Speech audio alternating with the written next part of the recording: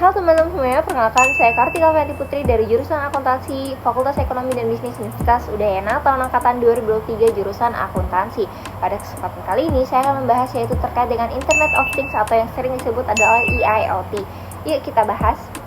IoT itu teman-teman adalah sebuah jaringan objek fisik seperti sensor, kamera, ataupun alat elektronik lainnya yang saling terhubung melalui internet dan bisa bertukar data tanpa perlu campur tangan manusia secara langsung.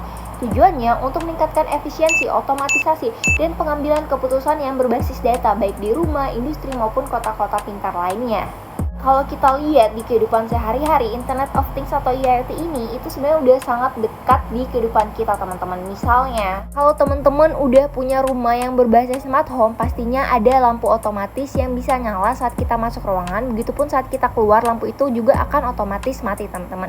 Kemudian ada smart lock yang kita tuh bisa kontrol lewat HP dan kamera wifi untuk keamanan rumahnya kita. Di smart city pun teman-teman, IoT ini dipakai buat sistem untuk parkir cerdas, lampu jalan hemat energi, dan pengaturan lalu lintas berbasis sensor. Di bidang kesehatan juga teman-teman, IoT ini juga punya peran yang sangat besar. Misalnya smartwatch, dimana itu tuh bisa membantu atau memantau detak jantung dan kadar oksigen secara real time, bahkan mengirimkan peringatan kalau ada tanda bahaya.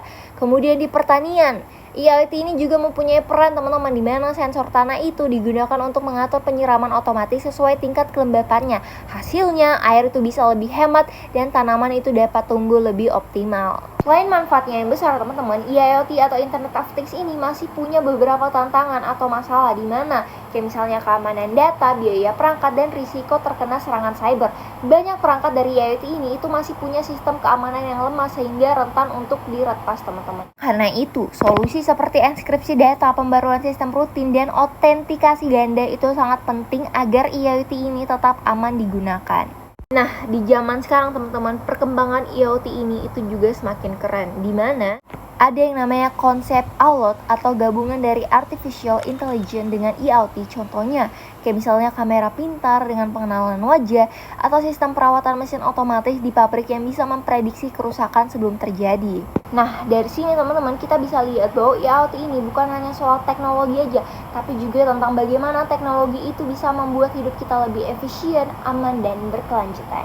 Jadi Internet of Things itu adalah jembatan antara dunia fisik dan digital yang mengubah cara kita hidup, bekerja, dan berinteraksi. Yuk kita jadi generasi digital yang cerdas, bijak, dan kritis dalam menggunakan teknologi sekarang ini.